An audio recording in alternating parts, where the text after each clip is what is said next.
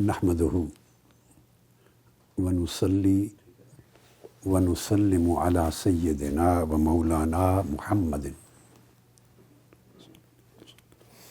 رسول النبی الامین المکین الحنین الکریم الرؤوف الرحیم،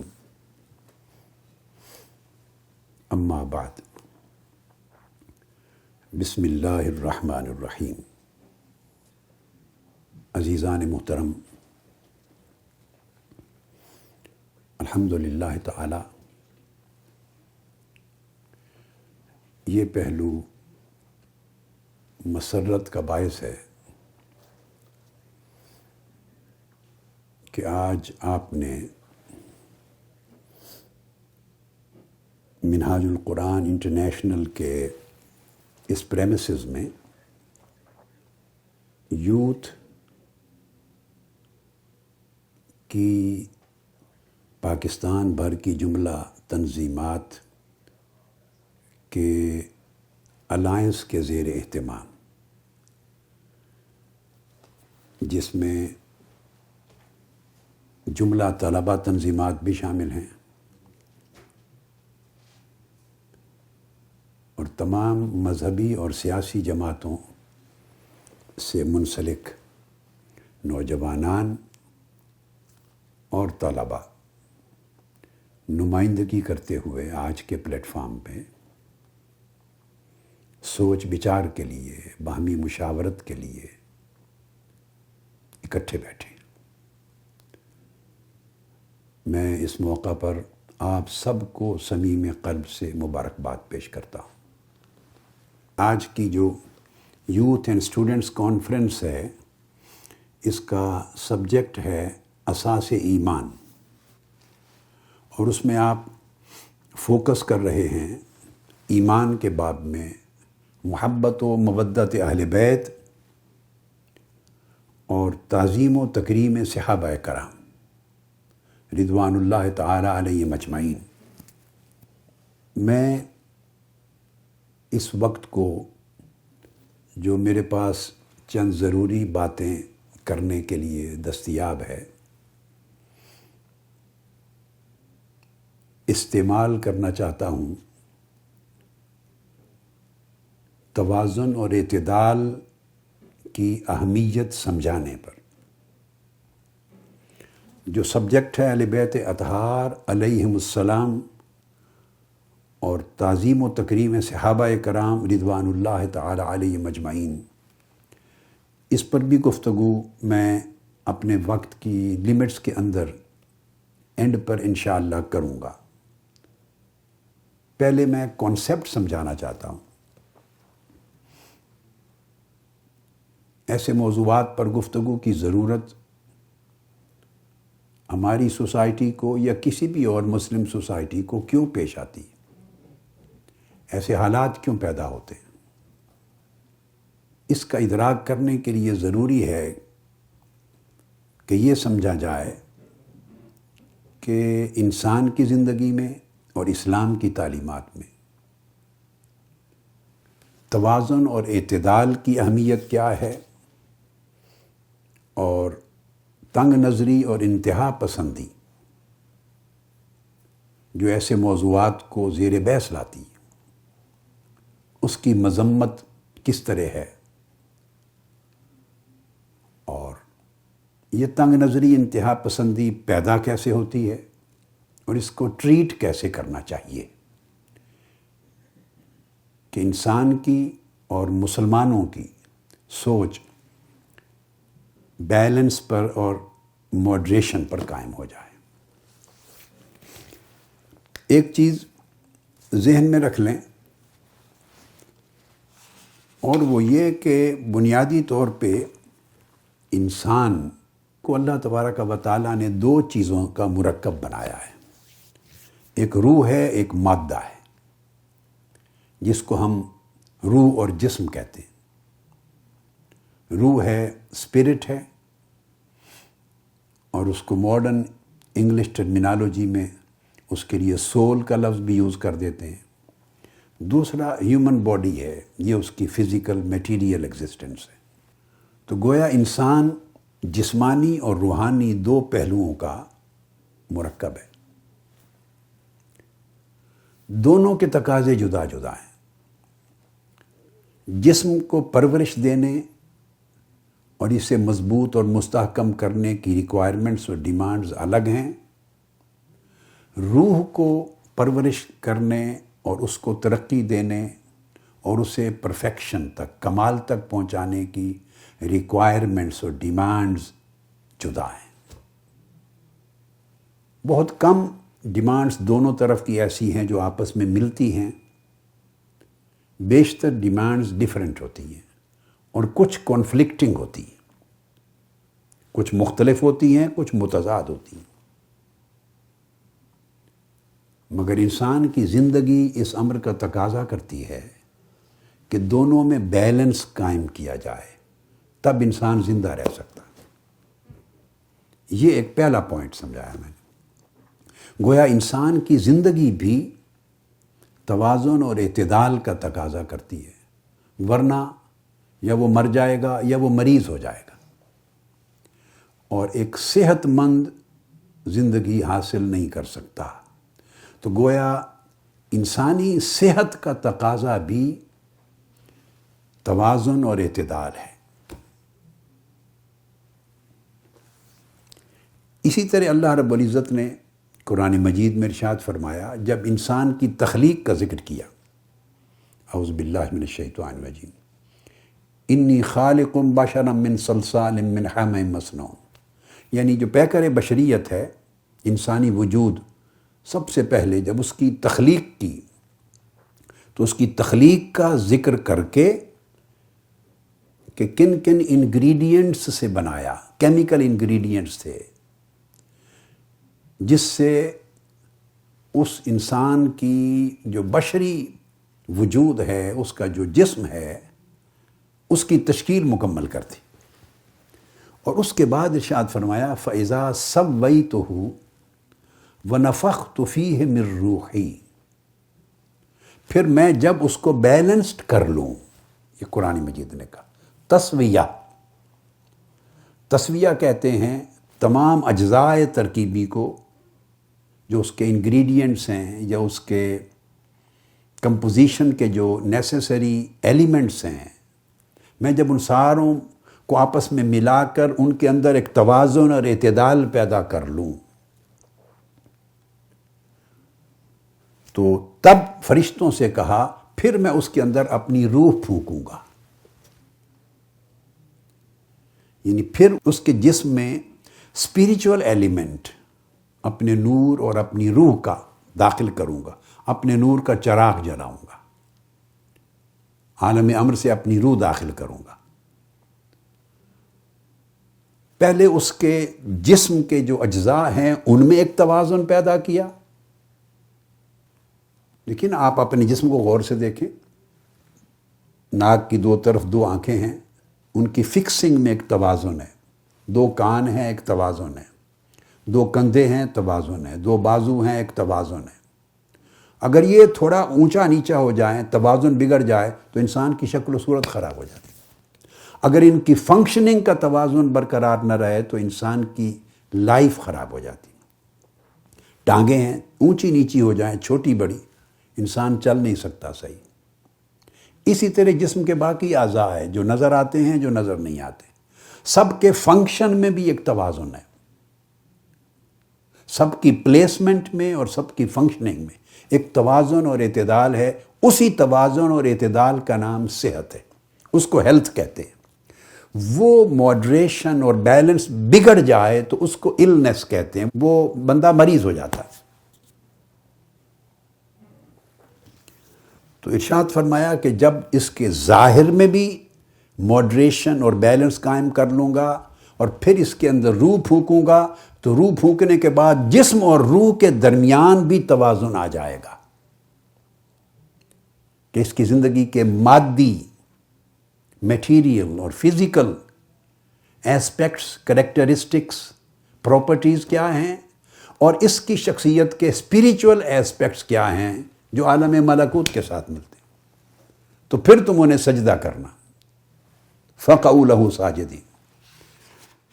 تو آپ نے دیکھا کہ اس طرح انسان کی تشکیل کی صحت اور اس کا حسن اور اس کا کمال سب کچھ توازن اور اعتدال پہ قائم رکھا ہے۔ اس طرح ہیومن سول جس کو آپ نفس کہتے ہیں، اس کے لیے اللہ رب العزت نے کہا، اب میں ایک اور مقام سے پڑھ رہا ہوں سورہ الشمس میں ارشاد فرمایا وَنَفْسٍ وَمَا سَوَّاهَا، جو ہیومن سول ہے، اور ہیومن مائنڈ کا لفظ بھی یوز کرتے ہیں انگلش میں اس کے لیے، اس کی قسم کھائی ہے اور اس کے توازن اور اعتدال کی قسم کھائی ہے۔ اس کے اندر بھی ایک توازن اور اعتدال رکھا ہے۔ وہ کیسے رکھا ہے؟ پھر آگے ارشاد فرمایا فَأَلْهَمَهَا فُجُورَهَا وَتَقْوَاهَا، انسان کا جو نفس ہے اس کے اندر اللہ رب العزت نے ایک الہام کیا ہے، یعنی اس کو انسپائر کیا ہے، اس کے اندر کچھ صلاحیتیں، کچھ فہم، کچھ شعور، کچھ اس کی طبیعت کے پہلو، کچھ اس کی رغبتیں، کچھ مختلف کام کرنے کے لیے اس کی چاہتیں اور اس کی استعدادیں، یہ سب کچھ اس کے اندر اللہ رب العزت نے ڈالا ہے۔ وہ القاء ہے جس کو الہمہا کہا، فجورہا و تقواہا، اچھائی کی صلاحیت اور شعور بھی ڈالا ہے اور برائی کی صلاحیت اور شعور بھی ڈالا ہے، دونوں چیزوں کی انسپیریشن کی ہے۔ اگر صرف اچھائی کا شعور اور اس کی کیپیبلٹی ڈالی جائے اور برائی کرنے کی طاقت اور ہمت اور استعداد اور ایبلٹی ہی نہ ہو تو انسان نہیں ہوگا، وہ تو فرشتوں میں بدل جائے گا۔ یہ تو ملائکہ ہیں، اس لیے ان ملائکہ کو زمین پر خلافت یعنی نیابت یا وائس جیرنسی نہیں دی، چونکہ جو آدمی دونوں صورتیں اپنے اندر نہ رکھتا ہو اس کا ٹیسٹ نہیں ہو سکتا۔ ٹیسٹ کا مطلب یہ ہوتا ہے کہ یہ پاس ہوتا ہے یا فیل ہوتا ہے، کتنے گریڈز لیتا ہے، کس پوزیشن میں جاتا ہے۔ تو اس کی سکسیس اور فیلئر دونوں کے چانسز ہوں گے تو ٹرائل بھی ہوگا، ٹیسٹ ہوگا، کامیابی اور ناکامی کا تعین ہوگا۔ جب یہ تعین ہوگا تو پھر آپ اس کو پرفیکٹ یا امپرفیکٹ کہیں گے، سکسیسفل کہیں گے، انسکسیسفل کہیں گے، پھر گریجولی آپ اس کے بارے میں ڈگریز دیں گے، اپنی فیصلے دیں گے۔ اور اگر فیل ہونے کا چانس ہی نہیں ہے تو ٹیسٹ نہ رہا۔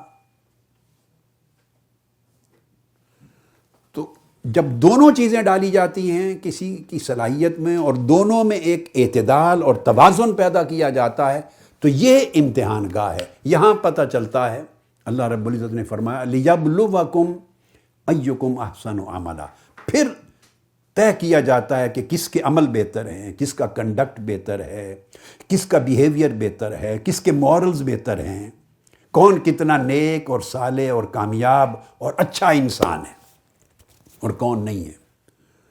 تو یہ فرمایا کہ یہ دونوں چیزیں دے کے قد افلح من زکاہا، پھر اس کو ٹرائل میں ڈالتے ہیں کہ وہ شخص سکسیسفل، کامیاب ہو گیا جس نے اپنے نفس کو، سول کو پیوریفائی کر لیا، یعنی پیوریفائی کر کے اپنے اندر اچھے کام کرنے کی صلاحیت کو ڈیولپ کر لیا، اچھائی کے ایسپیکٹ کو پاورفل کر دیا، اسٹرینگتھ دے دی۔ وَقَدْ خَابَ مَنْ دَسَّاهَا، اور وہ ناکام ہو گیا جس نے فسق اور فجور کو، گناہ کو، نافرمانی کو، برائی کو، ایول کو، ظلم کو، جھوٹ کو، برائی کا کوئی بھی پہلو ہو، اس کو اتنا طاقتور کر لیا کہ اچھائی کا ارتکاب کرنے کی صلاحیت دب گئی، وہ شخص برباد ہو گیا۔ یہ جو انسانی زندگی کے اندر نفسانی اور روحانی دونوں طرح کا جو کمال آگے بڑھ رہا ہے، اس کا انحصار بھی اعتدال حاصل کرنے یا اعتدال کھو دینے پر ہے۔ اس لیے اللہ رب العزت نے انسان کو احسن التقویم کا ٹائٹل دیا کہ بہترین توازن اور اعتدال پر اس کو پیدا کیا گیا ہے، یہ احسن تقویم ہے۔ یہی وجہ ہے کہ انسان کے اندر 3 ایبلٹیز ہیں یا 3 کیپیبلٹیز ہیں، کہہ لیجیے 3 قسموں کی صلاحیتیں ہیں، ملاکات کہتے ہیں، عربی میں ایک ٹرم یوز ہوتی ہے ملاکہ، استعداد، کیپیبلٹی، اس کی کیپیسٹی، اس کی ایبلٹی، اس کا پوٹینشل۔ 3 قسموں کے پوٹینشلز ہیں انسان کے اندر، ایک ملکیت، ایک حیوانیت اور ایک شیطانیت۔ حیوانیت کا تو ہے، آپ کامنلی سنتے ہیں انسان کو حیوان ناطق کہتے ہیں، بیسیکلی یہ اینیمل کنگڈم سے ہے، ہم انسان حیوانات میں سے ہیں۔ اس میں شعور اور خود شعوری کا اضافہ ہوتا گیا تو پھر وہ حیوانات میں سے یہ انسان ہے۔ حیوانیت تو ہے، کھاتا ہے، پیتا ہے، جنگ کرتا، لڑائی کرتا، بھوکا ہے، ہرس کرتا، شہوت کرتا، غصہ کرتا ہے، نفرت کرتا ہے۔ یہ کام حیوان بھی کرتے ہیں، مگر ان کے اظہار کے طریقے اور ہوتے ہیں، انسان کے اور ہیں، چونکہ یہ باشعور ہے، سو اس کے طریقے ریفائنڈ ہو گئے ہیں۔ تو حیوانیت تو ہے، اب اس کے ساتھ ایک طرف ملکیت ہے، یعنی فرشتوں جیسے خواص ہیں، ایک طرف شیطانیت ہے، شیطان جیسے خواص ہیں۔ ملکیت اس کے اندر نور پیدا کرتی ہے، شیطانیت اس کے اندر اندھیرا، تاریکی پیدا کرتی۔ ملکیت اس حیوانی وجود کو اوپر کی طرف لے جاتی ہے، مالا اعلیٰ کی طرف، اور اس کے اندر جو کیپیسٹی شیطانیت کی ہے وہ اس کو گرا کر ذلیل کرتی ہے۔ ان 3 چیزوں کا مرکب اس کو انسان کہتے ہیں، یہ انسانیت یا بشریت۔ بشریت ان تینوں چیزوں کا مرکب ہے، ورنہ شیطان ہوتا ہے، اس میں حیوانیت ملکیت نہیں ہوتی۔ فرشتہ ہوتا ہے، اس میں حیوانیت اور شیطانیت نہیں ہوتی۔ حیوان ہوتا ہے، ملکیت اور شیطانیت نہیں ہوتی۔ یہ تینوں چیزیں جس وجود میں جمع ہو گئی ہیں اس کو بشریت کہتے ہیں، وہ بشر ہے، وہ انسان ہے۔ اس کے اندر نور بھی ہے، تاریکی بھی ہے، اور مادیت، حیوانیت بھی ہے۔ اور یہ جب انسان بن جاتا ہے تینوں چیزوں کی ترکیب سے، تو پھر اس میں اگر توازن اور اعتدال آ جائے تو اچھا انسان ہوتا ہے۔ اب یہ توازن اور اعتدال کس طرح آتا ہے، اور اگر توازن اور اعتدال کھو جائے انسان تو وہ تنگ نظری اور انتہا پسندی، پھر وہی بڑھتے بڑھتے دہشت گردی کی طرف چلا جاتا ہے۔ اعتدال ان ساری خوبیوں کو ملا کر انسان کو ایک متوازن شخص بنتا۔ آپ دیکھیے، آپ کسی شخص کو اگر دماغی مریض ہو تو کہتے ہیں اس کا دماغی توازن ٹھیک نہیں ہے۔ کیوں کہتے ہیں یہ لفظ؟ دماغی توازن ٹھیک نہیں اس لیے کہتے ہیں کہ وہ عجیب قسم کی باتیں کرتا، عجیب طریقے سے سوچتا ہے، عجیب طریقے سے ایکٹ کرتا ہے، یعنی اس کی باتوں میں، سوچ میں اور اس کے عمل میں، اعمال میں توازن نہیں ہوتا۔ آپ کہتے ہیں اس کا دماغی توازن ٹھیک نہیں۔ اس طرح مزاج کا توازن ٹھیک نہیں۔ ایک آدمی بہت غصہ کرتا ہے، اینگر مینجمنٹ نہیں ہے، بے تحاشا کھاتا ہے، بے تحاشا بولتا ہے، تو آپ دیکھتے ہیں یہ غیر متوازن آدمی ہے۔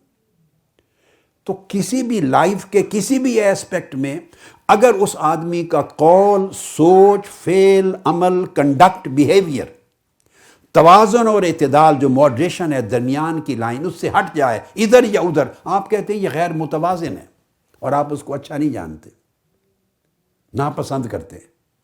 ایگزیکٹلی اسی چیز کا اطلاق آپ اپنی فکری، نظریاتی، عملی، اخلاقی اور اعتقادی زندگی پر کر لیں۔ تو عقائد اور نظریات میں بھی توازن اور اعتدال ہو تو اس کو حق کہتے ہیں، اس کو صراط مستقیم کہتے ہیں۔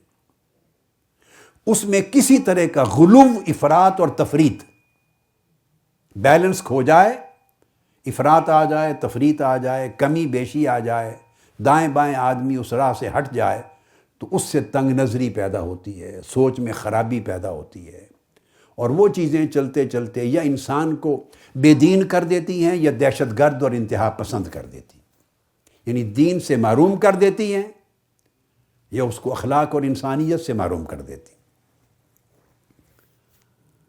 یہ ایک بنیادی ایسپیکٹ ہے جس کو سمجھنے کی ضرورت ہے۔ یہ پیدا کیوں ہوتا ہے؟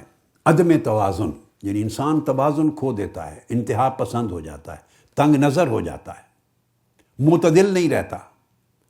یہ سچویشن پیدا کیوں ہوتی ہے؟ اس کے بہت سے اسباب ہیں، اس طرف میں نہیں جانا چاہتا، کیونکہ مختلف سبجیکٹس اور مختلف سائنسز اس کو ڈیفائن کرتی ہیں، تو وہ بیولوجیکل اسپیکٹس بھی ہوں گے، سوشولوجیکل اسپیکٹ بھی ہوں گے، ایکولوجیکل اسپیکٹس بھی ہوں گے، بے شمار پہلو ہوں گے، میں ان کو ڈسکس نہیں کرنا چاہتا۔ میں اس کی سوشیالوجی کی روشنی میں یہ جو ہماری سوسائٹیز اور سماجیات کے اندر جو چیز آتی ہے میں اس کے اینگل سے کرتا ہوں کہ کس طرح انسان اپنا توازن کھوتا ہے۔ دیکھیے آپ ہی کی سوسائٹی میں ایسے لوگ بھی ہیں جو بڑے تنگ نظر ہیں، ایسے لوگ بھی ہیں جو معتدل ہیں، ایسے لوگ بھی ہیں جو دیندار ہیں، ایسے لوگ بھی ہیں جو دین کی اہمیت ان کی لائف میں نہیں ہے، ایسے لوگ بھی ہیں کہ دین اور مذہب ہے مگر اس کی اپروچ میں بڑے تنگ نظر اور سخت متشدد ہیں، بات بات پہ لڑائی کرتے ہیں، برداشت نہیں کرتے، دوسرے پر کفر کے فتوے لگاتے ہیں اور جنگ و جدال کرتے ہیں، اور ایسے بھی ہیں کہ بالکل دین کو اور مذہب کو، روحانیت کو، آخرت کو خاطر میں نہیں لاتے، بالکل اس سے بے پرواہ ہو گئے ہیں، اور مادی دنیاوی زندگی جو ہے بس اسی کو سارا کچھ، یہ طرح طرح کی اپروچز ہیں۔ یہ اسی طرح ہے جیسے ایک آدمی بڑی محبت کرنے والا ہے، ایک آدمی نفرت کرنے والا ہے، ایک آدمی طبیعت کا سخی ہے، ایک کنجوس ہے، بخیل ہے۔ تو یہ جس طرح عادات ڈیولپ ہوتی ہیں، طبیعتیں ڈیولپ ہوتی ہیں، ذہنی کیفیات ڈیولپ ہوتی ہیں، اسی طرح اپروچ، آئیڈیاز کی طرف اپروچ ڈیولپ ہوتی ہے۔ کہاں سے؟ تو میں نے عرض کیا کہ اسباب کئی ہیں، مگر میں اس کا ایک جو امپورٹنٹ ریزن ہے جو آپ سے ہم سے ڈائریکٹلی ریلیٹڈ ہے، سمجھ میں آنے والا، اس کو کوٹ کرتا ہوں۔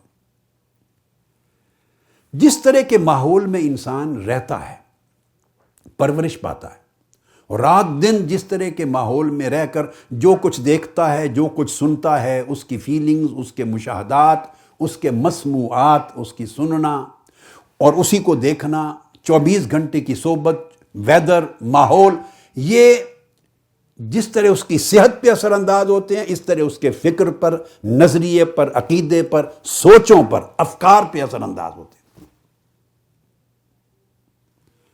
آپ ویسٹرن ورلڈ میں آ جائیں، جو ٹھنڈے ملک ہیں، جہاں گرینری ہے بے پناہ، ٹھنڈے ملکوں میں جہاں گرینری ہے، گرمی کی شدت کم ہوتی ہے، باغات، پانی زیادہ ہوتا ہے، وہاں سانپ کو بھی دیکھیں گے نا تو وہ بھی کسی کو ڈسے گا تو بندہ مرے گا نہیں، ہیومن فرینڈلی ہو جاتے ہیں سانپ بھی، اس کا زہر کم ہو جاتا ہے۔ یہ میں آپ کو ایک دو بڑی سگنیفیکنٹ مثالیں دیتا ہوں تاکہ آپ اس چیز کی پوری تہ تک پہنچ سکیں، فلسفے کو سمجھ سکیں۔ اس کو پھر سنیک گارڈنز کہتے ہیں، سنیک گارڈنز، اس کی زہر ختم ہو جاتی ہے۔ وہ جو موسم ہے یہ اس کی صحبت ہے، وہ جو باغات ہیں، گرینری ہے، گارڈن ہے، ٹھنڈا ویدر ہے، اور وہ طویل زمانہ، اس میں صدیاں، ہزاروں، لاکھوں سال گزر گئے گریجولی، یہ جو ٹھنڈا موسم ہے اس نے اس کی زہر کو کم کر دی۔ اس کے برعکس وہی سانپ طویل زمانوں سے وہ ہمارے ہاں پاکستان میں ہیں، صحراؤں میں ہیں، ہندوستان میں ہیں، عرب صحراؤں میں ہیں، جہاں دھوپ پڑتی ہے، گرمی ہے، ٹھنڈک نہیں، باغات نہیں ہے، وہاں اس موسم کی حدت نے اس کی زہر کو شدت دے دی ہے۔ موسم کی حدت اس کی زہر کو حدت دے دیتا ہے، شدت، وہ زہر اتنی سخت ہوتی چلی جاتی ہے کہ جس کو ڈس لیتا ہے بندہ مر جاتا ہے۔ یہ ایک موسم کی جو میں نے مثال دی، ایک سانپ پر دو جگہ اپلائی کیا۔ اسی طرح پھلوں کی لے لیں، یعنی یہ تو اس طرح حیوانوں کو لے لیں، پھلوں کو لے لیں، سبزیوں کو لے لیں۔ پھلوں کی کوئی طرح طرح کے آم ہیں، کوئی میٹھا ہے، کوئی کھٹا ہے، کوئی کم میٹھا ہے، کوئی کچھ ہے۔ یہ ساری چیزیں زمین کے اثرات ہیں۔ بیج تو اپنی جگہ ہوتے ہیں، ایک نسل، وہ جینیٹک ٹرانسفارمیشن ہے، جینیٹک ہے، مگر زمینیں ہیں، مختلف قسموں کے پانی ہیں، مختلف قسم کی آب و ہوا ہے۔ یہ جو موسم ہے سارا اور آب و ہوا، یہ صحبت ہے انسان کی زندگی کے لیے۔ جب وہ پیدا ہوتا ہے تو اس کے والدین کیا سوچتے ہیں، کیا عقیدہ رکھتے ہیں، کیا نظریہ رکھتے ہیں، جن اساتذہ کے پاس پڑھتا ہے، جس مسجد میں جاتا ہے، جہاں اس کا اٹھنا بیٹھنا ہے، 24 گھنٹے کی جو صحبت ہے، دینی ہے یا دینی نہیں ہے، دنیاوی ہے یا دینی ہے، مذہبی ہے یا غیر مذہبی ہے، وہاں دینی امور انجام پاتے ہیں تو رفتہ رفتہ اس کی عادت دینی، مذہبی، روحانی ہوتی چلی جائے گی۔ ایک آدمی پوری لائف بچپن سے آن ورڈ ایک ایسے گھر میں ایک ایسے ماحول میں پرورش پائی ہے جہاں وہ نماز پڑھنے کا معمول نہیں ہے، تو نماز اس کی طبیعت میں راسخ نہیں ہوگی، دین کی رغبتیں نہیں پائی جاتی، اس نے دیکھی نہیں سنی نہیں، اس کی اہمیت زندگی میں کم ہو جائے گی، اور اتنی کم ہو جائے گی کہ بعد ازاں جب وہ عاقل بالغ ہو جاتا ہے تو آپ اس کو ڈیفرنٹ بات کریں گے ادھر یا ادھر، تو اس کے ذہن میں نہیں آئے گی، وہ پختہ ہو جاتا ہے اس کا ذہن۔ اسی طرح ہمارے ہاں تنگ نظری ڈیولپ ہوتی ہے جب آپ ایک ہی ماحول میں رہتے ہیں۔ آپ اس کو یوں لے لیں جیسے آج سوشل میڈیا کی ایک بات ہو رہی تھی، سوشل میڈیا کا زمانہ ہے، 24 گھنٹے آپ ٹی وی چینلز کو دیکھتے ہیں یا سوشل میڈیا کو دیکھتے ہیں، مختلف میڈیا کے ٹولز کو دیکھتے ہیں، سیل فون کے ذریعے، ماڈرن ٹیکنالوجی میں ہر وقت جو چیز آتی رہتی ہے، ہر وقت سنتے ہیں، اسی سے آپ کا ذہن بنتا ہے، اور لوگ پروڈکٹس بھی اسی طرح بیچتے ہیں۔ جتنی ایڈورٹائز زیادہ کریں گے کسی چیز کو اور بار بار خرچ کریں گے، ان کو پتہ ہے اتنے کسٹمر پیدا ہوں گے۔ اب کسٹمر کیوں پیدا ہو گئے؟ وہ چیز ہر گھر میں کیوں جا رہی ہے؟ ایڈورٹیزمنٹ، خرچ کیا ہے پیچھے، اور خرچ جو کرتے ہیں تو ہر وقت بار جو ٹی وی اسکرین پہ انسان دیکھتا ہے، سنتا ہے، سن کے لاشعور میں اس کے کان کے ذریعے آواز اس کے دماغ میں جاتی ہے، اس کی آنکھ کے ذریعے پکچر کا امیج اس کی دماغ پہ جاتا ہے، یہ امپیکٹ ہوتا اس کے اندر شوق پیدا کرتا ہے، ڈیسیژن وہ لیتا ہے کہ میں یہ چیز خریدوں اپنے گھر کے لیے۔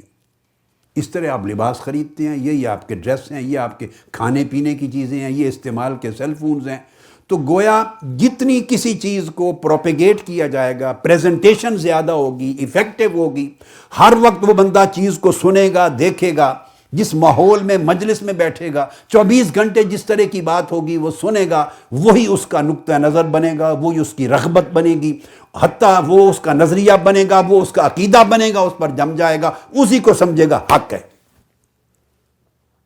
ہر شخص جدا جدا ماحول میں اسی طرح پرورش پا رہا ہے۔ ایک آدمی ایک مکتب فکر میں، اس ماحول میں ایک آدمی دوسرے مکتب فکر میں، ایک مسلک میں ہے، ایک نقطہ نظر کو رکھنے والوں میں پیدا ہوا ہے، پلا ہے، پڑھا ہے، دیکھا ہے، سنا ہے، پرورش پائی ہے، ہر روز سنتا دیکھتا، ذہن سازی ہوتی اس کے نزدیک حق کا پیمانہ ہی ہے، ہر دوسری بات کو 100% غلط جانتا ہے۔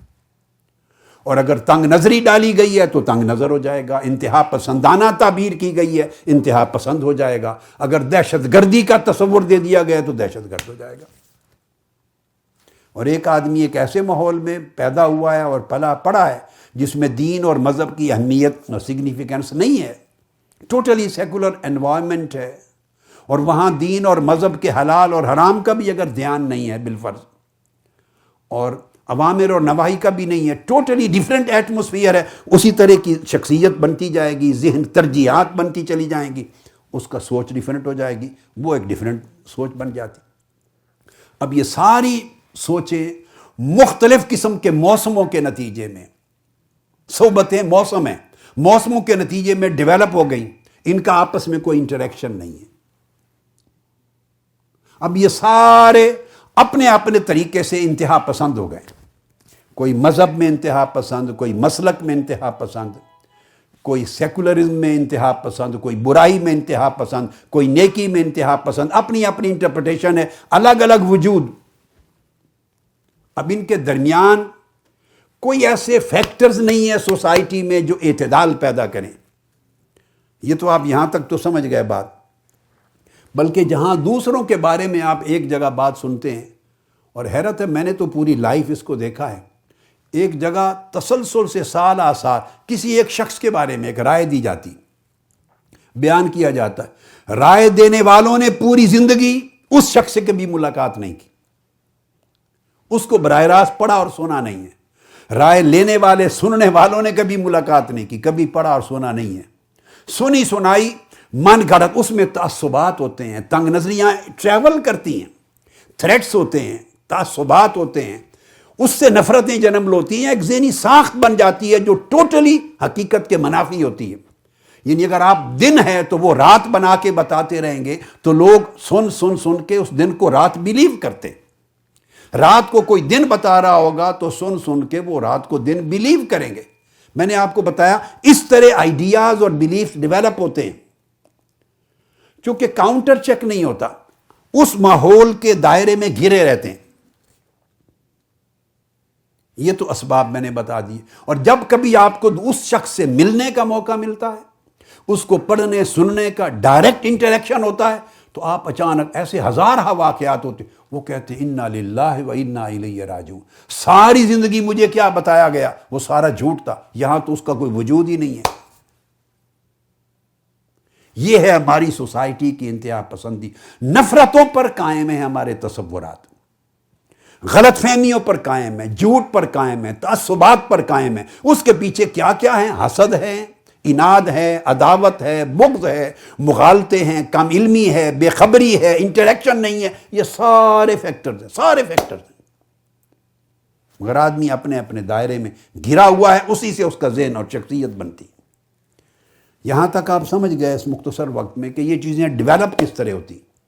اب آ جائیں کہ اس کا حل کیا ہے، اس کو ٹریٹ کس طرح کیا جائے، اس کا ازالہ کیسے کیا جائے تاکہ انتہا پسندی اور تنگ نظری ہر قسم کی، ریلیجس یا نان ریلیجس، ختم ہو اور اعتدال پیدا ہو آپ کی سوچ میں، فکر میں، عقیدے میں، نظریے میں، عمل میں، اخلاق میں، بیہیویئر میں اعتدال پیدا ہو. حتیٰ کہ دنیا اور آخرت کے پہلوؤں میں بھی اعتدال پیدا ہو. نہ دنیا پرست ہو جائیں اور نہ صرف آخرت کا کہیں اور دنیا نظر انداز ہو جائے. نہ یہ دین ہے یا نہ یہ دین ہے. ہر لحاظ سے اعتدال کیسے پیدا ہو. اب اس اعتدال پیدا کرنے کی کئی طریقے ہیں، بے شمار. اب وقت اتنا نہیں ہے، یہ ایک سبجیکٹ ہے. اختصار سے ایک ہی پوائنٹ بتا دیتا ہوں. وہ اعتدال کیسے پیدا ہو، وہ جو عمل آج آپ کر رہے ہیں اور آگے پیچھے بھی مختلف مواقع پر کرتے ہوں گے. آپس میں انٹریکشن بڑھائیں، مل بیٹھیں. اور مل بیٹھیں، یہ جو مل بیٹھنا ہوتا ہے یہ وہ فائدہ اتنا نہیں دیتا. یہ فارمل مل بیٹھنا ہوتا ہے، ایک ٹیکنیکل قسم کی ملاقات ہے، ایک فارمیلٹی ہے. جیسے APC کانفرنسز ہوتی ہیں، پولیٹیکل لوگ کرتے ہیں، جیسے یوتھ کی ہو گئی، جیسے اسٹوڈنٹس طلباء کی ہو گئی. اس کے اسپیسیفک ایجنڈا ہوتے ہیں. آج یہ سبجیکٹ ہے، آج یہ سبجیکٹ ہے. اس سبجیکٹ پر گفتگو کرتے ہیں، لمیٹڈ ٹائم اٹھ کے چلے جاتے ہیں. یہ ایکٹیویٹیز تنظیمات کے لیے اچھی ہیں، خوشگوار ہیں، صحت مند ہیں، اپریشیبل ہیں اپنی جگہ. مگر جو بات میں کہہ رہا ہوں وہ اس سے ڈیفرنٹ ہے. انفارمل طریقے سے مل بیٹھیں، تبادلہ خیال کریں، ایک دوسرے کو براہ راست سنیں، ایک دوسرے کو پڑھیں، ایک دوسرے کے ساتھ مجلس اور نشست کریں. اور جو تصورات آپ کو پیچھے آپ کے اپنے لوگوں نے دے رکھے تھے، خود بخود اس کے ساتھ کمپیئر کریں، حقیقت کیا ہے اور جو بتایا گیا وہ کیا ہے. پھر اس کا نقطہ نظر ہوگا، کچھ اس کے دلائل ہوں گے، آپ کا نقطہ نظر ہے، آپ کے دلائل ہیں. اس طرح سوچ کے دروازے کھلیں گے، آپ کو بیلنس کرنے کا موقع ملے گا. بھائی کس کی دلیل وزنی ہے. اس طرح تنگ دائروں سے آپ باہر نکلیں گے، وسعت میں آئیں گے. جب تنگ دائروں سے باہر نکلیں گے رفتہ رفتہ تو آپ سوچ میں، دلائل میں، نقطہ نظر میں توازن پیدا کریں گے، اعتدال پیدا کریں گے. جہاں جہاں جو بات اچھی ہوگی اس کو ملاتے ملاتے آپ جو انتہا پسندانہ پوزیشنز تھی اس سے ہٹنے لگ جائیں گے، تنگ نظری کے دائروں سے باہر نکلنے لگ جائیں گے. اس طرح طبیعت میں وسعت آئے گی اور ایک دوسرے کو سمجھتے جانتے ہوئے نفرت، تعصب ختم ہوگا. وسعت آئے گی اور وسعت کے ساتھ اعتدال آئے گا، لچک پیدا ہوگی، نرمی آئے گی اور اس میں آپ اکوموڈیٹ کریں گے اور پھر یہ آپ کو موڈریشن کی طرف لے جائے گی. یہ کثرت کے ساتھ اس نقطہ نظر کو اڈاپٹ کرنا یہ فائدہ دیتا. حضور نبی اکرم صلی اللہ علیہ وآلہ وسلم نے ارشاد فرمایا ان الدین یسر، دین میں اسی طرح کی آسانی ہے. اور پھر فرمایا فسددوا وقاربوا، سیدھا راستہ چلو. اور سیدھا راستہ کیا ہے؟ مڈل کورس ہے جس میں توازن، اعتدال ہو.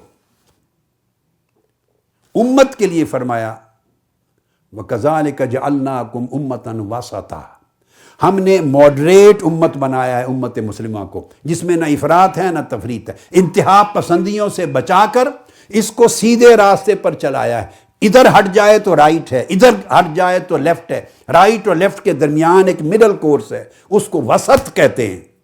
اسی کو اعتدال کہتے ہیں، وسطیہ بھی کہتے ہیں۔ حضور علیہ السلام نے فرمایا اس راستے پر چلو، سیدھے پر۔ پھر حدیث میں ہے، امام احمد بن حنبل نے مسند میں روایت کی، آقا علیہ الصلوۃ والسلام نے فرمایا علیکم ہدیا قاصدہ، علیکم ہدیا قاصدہ، علیکم ہدیا قاصدہ، 3 بار ریپیٹڈلی فرمایا ماڈریٹ راستہ جو ہے توازن اور اعتدال کا، اس سے چپک جاؤ، اس کو اختیار کرو۔ پھر فرمایا توازن اور اعتدال کے راستے کو اختیار کرو۔ پھر تیسری بار فرمایا توازن اور اعتدال کے راستے کو اختیار کرو۔ پھر فرمایا انتہا پسندی سے بچو۔ پھر ایک حدیث ہے سنن نسائی میں، حضور علیہ السلام نے فرمایا ایاکم والغلو فی الدین، دین میں کسی بھی اعتبار سے سیدھے راستے سے دائیں یا بائیں افراط اور تفریط کی طرف غلو سے بچو۔ پہلی امتیں غلو کی وجہ سے، افراط اور تفریط کی وجہ سے ہلاک ہو گئی۔ اب ہماری سوچ یہ ہے، جس مکتب فکر میں ہم بیٹھے ہوتے ہیں، ہم ہر دوسرے کو غلو کہتے ہیں، اپنے آپ کو صراط مستقیم۔ یہ اپروچ ہے جو بچپن سے آپ کو دے دی گئی ہے، اس موسم نے آپ کو دے دی گئی ہے جس موسم صحبت میں پوری زندگی گزری ہے۔ آپ کو ہٹ کر کچھ اور دوسرا دیکھنے کو ملا ہی نہیں۔ آپ ایک بدبودار جگہ پہ چلے جائیں تو داخل ہوتے ہوئے آپ کو بدبو فیل ہوگی، کافی دیر بیٹھ جائیں، آپ کے کپڑے کے ساتھ کوئی بدبو اسمیل والی چیز اسمیلی لگ جائے، بدبو فیل ہوگی، کچھ دیر گزر جائے تو آپ کو خود بدبو جو فیل ہوئی تھی وہ فیل ہونا بند ہو جائے گی، کیونکہ وہ انسان اس کے ساتھ رچ بس، اس کو کہتے ہیں عادت ہو جاتی ہے۔ تو آدمی جس موسم صحبت میں پلتا ہے وہ عادت ہو جاتی ہے، اسے اپنی اس بتائی ہوئی بات کی نہ برائی نظر آتی ہے نہ دوسرے کی اچھائی نظر آتی ہے۔ آپ باغ میں چلے جائیں، پھولوں کی کیاری میں داخل ہوں گے تو خوب آپ روز میں بیٹھے ہیں، ٹیولپ ہے، جیسمین کے باغ میں ہیں، ڈیفوڈل میں ہیں، جب پھولوں کے باغ میں چلے جائیں آپ کو خوشبو آئے گی، جا کے بیٹھ جائیں، کچھ دیر گزرے گی خوشبو آنا بند ہو جائے گی۔ اب خوشبو کا وجود ختم نہیں ہو گیا مگر آپ رچ بس گئے ہیں اس کے ساتھ۔ اس کو کہتے ہیں صحبت کے اثرات۔ جس جگہ آپ پرورش پاتے، تعلیم پاتے، تربیت پاتے ہیں اور رات دن گزارتے اور پوری زندگی بسر کرتے ہیں، وہ تصورات ایسے رچ بس جاتے ہیں کہ ان کی برائی دکھائی نہیں دیتی اور دوسرے لوگوں کی اچھائی دکھائی نہیں دیتی۔ ان دائروں سے جب نکلیں گے، انٹریکشن کریں گے تو توازن پیدا ہوگا، اس سے اعتدال آئے گا۔ حضور علیہ الصلوۃ والسلام نے یہ بھی ارشاد فرمایا، صحیح مسلم میں حدیث ہے، ہلاک المتنطعون، 3 بار فرمایا کہ ایکسٹریمزم کی طرف جانے والے ہلاک ہو گئے، انتہا پسند لوگ ہلاک ہو گئے۔ آقا علیہ السلام نے فرمایا انتہا پسند لوگ ہلاک ہو گئے۔ ہم تو سمجھتے ہیں نا کہ یہ ٹرمز آج کے زمانے کی ہے، انتہا پسندی، اور شاید ویسٹ نے ہم پر بڑی کوئی احسان کیا ہے کہ ہمیں انتہا پسندی سے شناسا کروایا ہے۔ نہیں، 1400 سال قبل آقا علیہ السلام نے انتہا پسندی کو ہلاکت کا نام دیا اور ماڈریشن پر فوکس کیا۔ تو یہ صورت میں نے عرض کر دی کہ جتنا زیادہ انفارمل طریقے سے ملیں گے، ایک دوسرے کو پڑھیں گے اور وہ جو بیریئرز ہیں ان کو توڑیں گے اور حقیقت کا ادراک ڈائریکٹلی حاصل کرنے کی کوشش کریں گے، ڈائریکٹ انٹریکشن سے، تو آپ کے تصورات بدلیں گے۔ وہ جو دیواریں قائم کر رکھی ہیں، وہ دیواریں قائم کس نے کروائی ہیں؟ بتانے والوں کی پچھلی نفرتوں نے، ان کے تعصبات نے، ان کے تحفظات نے، ان کے مفادات نے، ان کے مغالطات نے۔ یہ سارے الفاظ ہیں، مغالطے ہیں، تعصب ہیں، نفرتیں ہیں، تھریٹ ہیں، پرابلمز ہیں، ان کے شخصی پرابلمز ہیں۔ انہوں نے ایک حصار بنا رکھے ہیں ایک دوسرے کے بارے میں، ٹوٹلی غلط۔ وہ حصار توڑ کے جب آپس میں مل بیٹھیں گے، پڑھیں گے، سنیں گے، دیکھیں گے، نشست کریں گے تو آپ کو اندازہ ہوگا ہر جگہ۔ اس لیے آقا علیہ السلام نے فرمایا اور اکابر نے کہا کہ حکمت اور سچائی مومن کی گم شدہ میراث ہے، جہاں سے ملے لے لے، تو اس کی تلاش کرنی چاہیے۔ اب میں اس کانسیپٹ کو سمجھانے پہ جتنا ٹائم لگانا چاہتا تھا، بیسکس وہ میں نے کر دیا۔ اب گفتگو اینڈ کرنے سے پہلے جو آپ کا سبجیکٹ ہے، تھوڑا سا اسی کانسیپٹ کی روشنی میں اس کو میں ٹچ کر لوں، چونکہ مودت اہل بیت اور تعظیم صحابہ کرام، اس کی آپ نے بات کی، یہ اسی پروسیس کا حصہ ہے۔ اب ہم چونکہ مکاتب فکر میں اور مسالک میں بٹ گئے ہیں، لہٰذا جس جس چیز کی اہمیت یہاں پر ہے اسی کو ہم اہم سمجھتے ہیں، اس کو دین سمجھتے ہیں۔ جن چیزوں کی اہمیت ہماری گھٹی میں نہیں دی گئی اور ان کے بارے میں ایک منفی نقطہ نظر دیا گیا یا منفی طریقے سے انٹرپریٹ کیا گیا، ہم اس کو سمجھتے ہیں کہ یہ حق کا حصہ نہیں ہے۔ تو ہم نے دین کی انٹرپریٹیشنز بھی چونکہ ریلیٹیو ہیں، وہ موسموں سے لی ہیں، صحبت سے، ماحول سے لی ہیں، یہ سارے ماحولیاتی اثرات ہیں۔ حضور نبی اکرم صلی اللہ تعالیٰ علیہ وآلہ وسلم نے، اب میں صحابہ کرام کے حوالے سے متفق علیہ حدیث ہے، ارشاد فرمایا عبداللہ ابن عباس سے، فرمایا اگر میں اپنی امت میں کسی کو اپنا خلیل اور دوست منتخب کرنا چاہتا لاتخذت ابا بکر، تو میں ابو بکر کو منتخب کرتا اپنا خلیل، لیکن میں نے اسے اپنا بھائی اور اپنا صاحب بنایا ہے۔ اب سیدنا فاروق اعظم رضی اللہ تعالیٰ عنہ، آج اتفاق سے ان کا یوم شہادت بھی ہے پروبیبلی، ان کے لیے حضور علیہ الصلوۃ والسلام نے فرمایا، یہ بھی صحیح بخاری میں، لو کان نبی بعدی لکان عمر رضی اللہ تعالیٰ عنہ، اگر نبوت کا دروازہ بند نہ اللہ رب العزت نے کر دیا ہوتا اور میرے بعد بھی سلسلہ نبوت اگر جاری رہنا ہوتا اور میرے بعد کسی ایک نے بھی اگر نبی آنا ہوتا تو وہ عمر ہوتا، مگر لا نبی بعدی، اب میرے بعد کوئی نبی نہیں، نبوت کا دروازہ بند ہو گیا۔ اگر میری امت میں میرے بعد کسی ایک شخص نے بھی نبی ہونا ہوتا، یہ پاسبلٹی ہوتی، تو وہ عمر ہوتا۔ پھر حضور علیہ الصلوۃ والسلام نے فرمایا کہ اللہ تعالیٰ نے عمر کی زبان پر حق کو جاری کیا ہے، یعنی عمر جو کہتے ہیں وہ حق کی علامت ہوتا ہے۔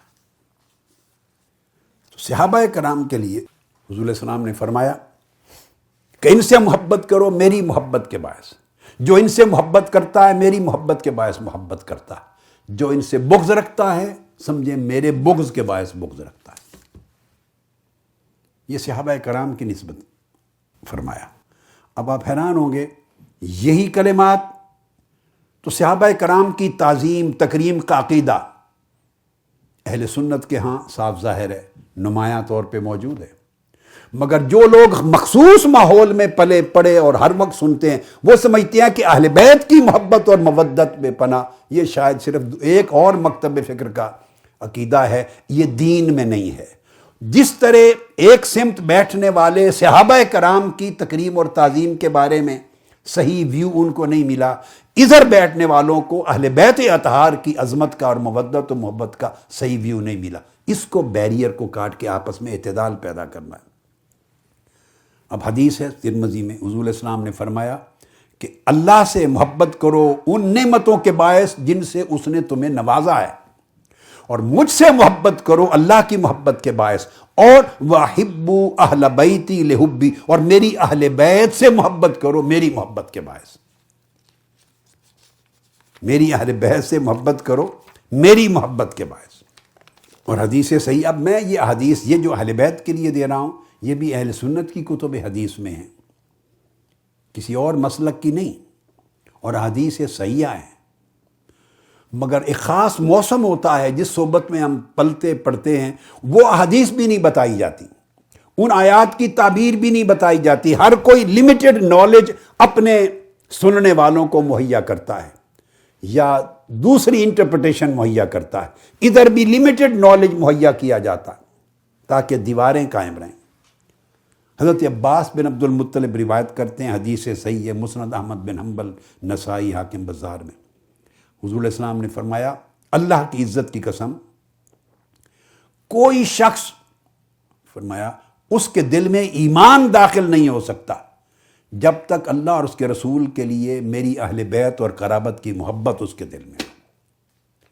جو دل اہل بیت کی محبت اور حضور کی قرابت کی محبت سے خالی ہے، فرمایا اللہ کی عزت کی قسم اس کے دل میں ایمان نہیں جا سکتا۔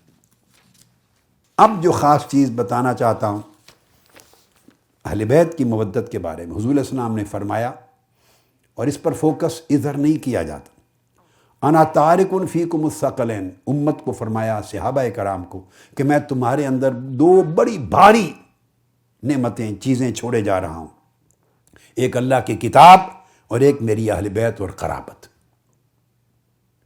ان دونوں کے حقوق اس طرح جڑے ہوئے ہیں اللہ کی کتاب قرآن کے اور میری قرابت اور اہل بیت۔ یہ صحیح مسلم اور مسند احمد بن حنبل کی حدیث صحیح ہے۔ اور فرمایا حضور علیہ الصلوۃ والسلام نے کہ قیامت کے دن حوض کوثر پر میرے پاس وارد ہونے تک قرآن کا حق اور اہل بیت کی قرابت اور مودت کا حق آپس میں جڑا رہے گا، کبھی جدا نہیں ہوں گے۔ حضرت زید بن ارقم سے مروی۔ اور اگر یہ دونوں حق پورے ادا کرو گے تو حضور علیہ السلام نے فرمایا لن یتفرقا حتی یرد علی الحوض، یہ دونوں آپس میں کبھی جدا نہیں ہوں گے یہاں تک کہ قیامت کے دن حوض کوثر پہ میرے پاس آئیں گے۔ اب دیکھنا یہ ہے کہ تم میرے بعد ان کے ساتھ کیا سلوک کرتے ہو، قرآن کے ساتھ کیا کرتے ہو، اہل بیت کے ساتھ کیا کرتے ہو۔ اور صحابہ کرام کے لیے فرمایا علیکم بسنتی وسنت الخلفاء الراشدین المہدیین، تم پر میری سنت اور میرے خلفاء راشدین کی سنت کے ساتھ تمسک کرنا، ان کے ساتھ جمع رہنا واجب ہے۔ یہ راستہ ہدایت کا راستہ ہے۔ ادھر خلفاء راشدین کی سنت کو حضور علیہ السلام نے اپنی سنت کے ساتھ ایکسٹینشن ڈکلیئر کر دیا، میری سنت کا ایکسٹینشن ہے، جڑی ہوئی ہے۔ اور اہل بیت کو قرآن کے ساتھ جوڑ دیا۔ اب آپ دیکھیے نا، صحابہ کرام کو اپنی سنت کے ساتھ جوڑ دیا، اہل بیت اطہار کو قرآن کے ساتھ جوڑ دیا، تو قرآن، سنت، صحابہ، اہل بیت، یہ چار چیزیں ایمان کا جزو لا ینفک ہو گئی، آپس میں جڑ گئیں۔ قرآن، حضور علیہ السلام کی سنت، اہل بیت اطہار اور خلفاء راشدین یا صحابہ کرام، یہ چاروں چیزیں آپس میں جڑ گئیں۔ اب ان کو اگر اکٹھا رکھیں گے تو عقیدہ اعتدال پر ہوگا اور مبنی برحق ہوگا۔ اس لیے حضرت ام المومنین عائشہ صدیقہ رضی اللہ تعالیٰ عنہ فرماتی ہیں، اور یہ حدیث بھی صحیح ہے، صحیح مسلم میں ہے، فرماتی ہیں کہ جب یہ آیت اتری انما یرید اللہ لیذھب عنکم الرجس اہل البیت ویطہرکم تطہیرا، اہل بیت کو اللہ پاک ہر رجس سے پاک کر دیا۔ جب یہ آیت اتری تو آپ نے سیدہ فاطمۃ الزہرا کو، سیدنا علی المرتضیٰ کو، سیدنا حسن کو، سیدنا حسین کو، چاروں کو بلا کر اپنی کملی کے اندر چھپا لیے، اپنی کملی میں چھپا کر فرمایا باری تعالیٰ یہ میرے اہل بیت ہے۔ اب اس حدیث کی روایت ام المومنین حضرت عائشہ صدیقہ رضی اللہ تعالیٰ عنہا نے کی، اور یہ صحیح مسلم میں ہے، حدیث صحیح ہے۔ اس طرح صحیح مسلم میں، ترمذی میں کثیر حدیثیں اور ہیں۔ جب نجران کے عیسائی آئے تھے وفد، ان کے ساتھ جب مباہلہ کا وقت آیا، آیت آئی، تو آقا علیہ الصلوۃ والسلام اپنے ساتھ حضرت علی کو، سیدہ فاطمۃ الزہرا کو، حسنین کریمین کو لے کے نکلے کہ یہ حق کے پیکر ہیں، ان سے باطل کو شکست دوں گا، ان کو حق کا نمونہ بنایا۔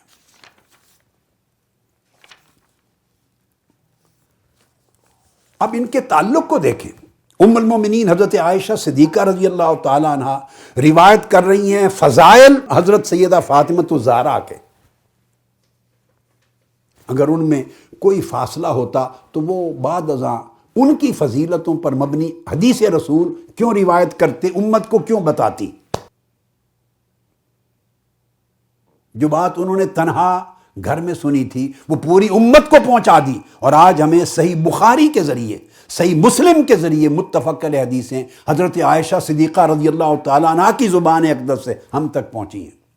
اس سے آپ اس اعتدال تک پہنچیں کہ ان کے درمیان کوئی فاصلہ نہیں تھا، ورنہ اگر غلط بات انسان نہیں کہتا تو چلو کسی کی فضیلت اور عظمت کی بات بیان کرنے سے رک جاتا ہے، چھپا لیتا ہے۔ آپ نے فرمایا کہ آقا علیہ السلام نے فرمایا میری موجودگی میں، یا فاطمہ الا ترضین ان تکونی سیدۃ نساء ھذہ الامہ، کیا تو اس بات پہ راضی نہیں ہے کہ تو اس امت کی تمام مومن عورتوں کی سردار ہو جنت میں؟ اور دوسری روایت میں وہ بھی حضرت عائشہ صدیقہ رضی اللہ تعالیٰ عنہ کے کلمات کہ آقا علیہ السلام نے فرمایا الا ترضین ان تکونی سیدۃ نساء العالمین، اے فاطمہ کیا تو اس بات پہ خوش نہیں ہے کہ ساری کائنات کی عورتوں کی سردار تم کو بنا دی ہے جنت میں؟ یہ نسائی میں حدیث ہے، آپ اس کو پڑھ لیں گے، حدیث نمبر 7078 ہے۔ اب یہ روایت کرنے والی ام المومنین عائشہ صدیقہ رضی اللہ تعالیٰ عنہ ہے۔ اور پھر حضرت علی رضی اللہ تعالیٰ عنہ روایت کرتے ہیں کہ حضور علیہ السلام نے مجھ سے وعدہ فرمایا، اور یہ صحیح مسلم کی حدیث ہے اور نسائی کی حدیث ہے اور جامع ترمذی کی حدیث ہے، حدیث صحیحہ ہیں، فرمایا انہ لا یحبک الا مؤمن ولا یبغضک الا منافق۔ اے علی، سوائے مومن کے تجھ سے محبت کوئی نہیں کرے گا، اور سوائے منافق کے تجھ سے بغض کوئی نہیں رکھے گا۔ اور حضرت ابو سعید خدری رضی اللہ تعالیٰ عنہ وہ روایت کرتے ہیں، فرماتے ہیں انا کنا لنعرف المنافقین ببغضهم علی، ہم اپنے زمانے میں منافقوں کی پہچان یہ رکھتے تھے جس کے دل میں حضرت علی کا بغض ہوتا ہم سمجھتے منافق ہے۔ اب یہ اہل سنت کی ہماری کتب حدیث ہیں، ترمذی حدیث صحیح جو میں نے کوٹ کی، ابو سعید خدری رضی اللہ تعالیٰ عنہ، اب اس سے آپ اندازہ کر لیں کہ ان کے آپس کے تعلقات اور ایک دوسرے کے ساتھ مقام و مرتبہ کیا تھا۔ اور حضور علیہ السلام نے فرمایا، اور قرآن مجید کو حضرت ابو بکر صدیق کو، ما ظنک یا ابا بکر باثنین اللہ ثالثہما، ابو بکر کیا سوچتے ہو وہ دو لوگ کیسے ہیں جن کے ساتھ تیسرا اللہ ہے، ایک حضور اور ایک ابو بکر صدیق، غار ثور میں فرمایا رضی اللہ تعالیٰ۔ اب یہ تو ہماری کتب ہیں، اب یہاں پر ایک میں کوٹیشن دینا چاہتا ہوں سیدنا علی المرتضیٰ کرم اللہ وجہ الکریم کی، اور یہ کتاب ہے نہج البلاغہ۔ یہ آپ میں سے کچھ کو تو معلوم ہوگا، نہج البلاغہ یہ سیدنا مولا علی المرتضیٰ کرم اللہ وجہ الکریم کے خطبات کا مجموعہ ہے۔ اس میں سیدنا مولا علی المرتضیٰ نے اس کی جو نہج البلاغہ ہے، اس کی جلد 1 اور پیج 189 اور 190 پر آپ نے پہلے اہل بیت کا ذکر کیا، فرمایا کہ ان کی سیرت و کردار کے ساتھ جڑے رہو، تھام لو۔ پھر صحابہ کرام کا ذکر کیا اور فرمایا خدا کی قسم اے لوگو، تم میں سے ایک شخص بھی میں حضور علیہ السلام کے صحابہ کرام جیسا نہیں دیکھتا۔ ان کی راتیں سجدہ اور رکوع میں گزرتی تھیں، ساری رات سجود و قیام میں گزارتے، اور اللہ کے ذکر میں جاگ جاگ کے اس طرح ان کی حالت ہوتی۔ اور پھر آپ نے فرمایا قال سیدنا علی سیہلک فی صنفان، ان قریب میری وجہ سے، میرے بارے میں عقیدہ رکھتے ہوئے 2 گروہ گمراہ ہو جائیں گے، ہلاک ہو جائیں گے۔ ایک جو میری محبت میں افراط کرے گا، محب مفرط، افراط کرے گا، اعتدال کو چھوڑ دے گا اور غیر حق کی طرف چلا جائے گا، حق سے دور ہو جائے گا۔ اور ایک مبغض مفرط، جو افراط کرے گا میرے بغض میں، وہ بیلنس چھوڑ دے گا میرے بغض میں، اور وہ خیر کو چھوڑ کے، حق کو چھوڑ کے باطل کی طرف چلا جائے گا۔ فرمایا وخیر الناس فی حالا النمط الاوسط فالزموا، میرے بارے میں عقیدہ رکھنے کے اعتبار سے وہی لوگ صحیح ہیں جو اعتدال پر ہوں گے، توسط پر ہوں گے۔ یہ نہج البلاغہ کے میں نے ریفرنس دی ہیں، اس کی جلد اول صفحہ 234 235، یعنی سیدنا مولا علی المرتضیٰ کرم اللہ وجہ الکریم نے یہاں اعتدال کا راستہ اپنے پیروکاروں کو سکھایا ہے۔ اور جو افراط کرے گا، اور خواہ افراط میں میری محبت میں آگے بڑھ جائے اور حق کو چھوڑ دے، اور خواہ تفریط کرے، بغض میں افراط کرے اور آگے بڑھ جائے اور حق کو چھوڑ دے، فرمایا نہیں، دونوں راستوں کی طرف نہ جانا، اعتدال کی طرف جانا۔ اور اعتدال کیا ہے؟ جس میں اہل بیت اطہار کی محبت اور مودت بھی ہو، جس میں صحابہ کرام کی تعظیم و تکریم بھی ہو۔ ایک کے پاس حق کے صحبت ہے، ایک کے پاس حق کے قرابت ہے، اور دونوں کے ذریعے امت کو آقا علیہ السلام کی تعلیمات اور سنت اور سیرت طیبہ کا نور ملا ہے۔ اس طرح توحید کا دامن تھامنا اوپر اور رسالت کا دامن تھامنا، نہ ادھر کمی ہو نہ ادھر کمی ہو، ان کا اعتدال رکھنا لازم ہے توحید اور رسالت کے عقائد میں۔ اس طرح صحابہ کرام اور اہل بیت پاک کے عقائد میں، اس طرح دیگر جتنے معاملات آ جاتے ہیں، اللہ رب العزت نے ہر ایک چیز میں اعتدال کا حکم دیا ہے، اور انتہا پسندی اور افراط اور تفریط دونوں جانب راہ اعتدال سے ہٹ جانے کو روکا ہے۔ میں نے ضروری چیزیں آج آپ کے لیے کہہ دی ہیں۔ اللہ رب العزت پوری امت پہ اور ہماری پوری سوسائٹی پہ کرم کرے اور ہماری سوچوں میں برداشت لائے. اور میں نے اس کے راستے بھی بتائے ہیں. کبھی کوئی یہ نہ سمجھے کہ سارا کچھ جو میں سوچتا ہوں یا جو مجھے اپنی فیملی یا اپنے اساتذہ یا اپنے مولوی صاحبان سے ملا ہے سب یہ حق ہے، جو کچھ دوسرے کے پاس ہے وہ باطل ہے. ایسا کبھی نہیں ہوتا. دوسرا بھی یہ سمجھے گا جو کچھ میرے پاس ہے وہ حق ہے اور جو دوسرا پریچ کرتے ہیں وہ باطل ہے سارا کا سارا. ایسا نہیں ہوتا. نہیں، حق منتشر ہو گیا ہے، اس کے ٹکڑے مختلف طبقات میں بکھر گئے اور اسی طرح اس کے ساتھ تعصب کرتے کرتے کئی حق کے پہلوؤں سے محروم ہو گئے ہیں ساری سمت کے لوگ، اور جب محروم ہوتے ہیں تو باطل داخل ہو جاتا ہے. یہ وجہ ہے کہ آدمی اگر انٹریکشن رکھتے ہیں اور کل دین کسی ایک طبقے کے پاس نہیں ہوتا، کچھ اجزاء سچائی کے اس کے پاس ہوتے ہیں، کچھ اس کے پاس ہوتے ہیں. آقا علیہ الصلوۃ والسلام کی ذات اقدس، ہماری سوسائٹی میں لوگ ہیں کچھ صرف عشق اور محبت کا دم بھرتے ہیں اور آقا علیہ السلام کی اطاعت اور اتباع پر زور کم دیتے ہیں، اور وہ ہیں جو آقا علیہ السلام کی اتباع اور آپ کی اطاعت اور آپ کی نصرت دین پر بہت زور دیتے ہیں اور عشق اور محبت کو غیر اہم سمجھتے ہیں، نظر انداز کرتے ہیں. تو ایک حق کا حصہ ادھر ہے، حق ہی کا ایک حصہ ادھر ہے. کچھ یہ لوگوں نے حق کے دوسرے حصے کو کم اہمیت دی ہے، کچھ ادھر کے لوگوں نے دوسرے حصے کو کم اہمیت دی ہے. لہٰذا جب تک ہم تنگ دائروں سے نکل کے ایک پورے کل کو جمع نہیں کرتے، برداشت کرتے ہوئے ایک دوسرے سے براہ راست سمجھتے ہوئے، اعتدال کی راہ پر آتے ہوئے، زاویہ نگاہ میں وسعت پیدا کرتے ہوئے، اس وقت تک ہم ٹوٹیلٹی آف ٹروتھ، سچائی کی جو ٹوٹیلٹی ہے، کلیت، اس سے محروم رہیں گے. اللہ رب العزت آپ سب پہ اپنی رحمت فرمائے، ہم پر، امت مسلم پر، اور آپ کو ہمیشہ شاداب و خوش رکھے اور خیر کے لیے آگے بڑھیں اور سوسائٹی میں یوتھ اور سٹوڈنٹس ہونے کے ناطے بہتر رول پلے کریں تاکہ ہم اپنی سوسائٹی اور ملک و قوم کو آپ لوگ بہتر مستقبل دے سکیں. اللہ پاک آپ سے دنیا اور آخرت میں راضی ہو. والسلام علیکم ورحمۃ اللہ وبرکاتہ. سب سے پہلے نئی ویڈیوز کو حاصل کرنے کے لیے شیخ الاسلام ڈاکٹر محمد طاہر القادری کے آفیشیل یوٹیوب چینل کو سبسکرائب کریں اور بیل آئیکن کلک کریں.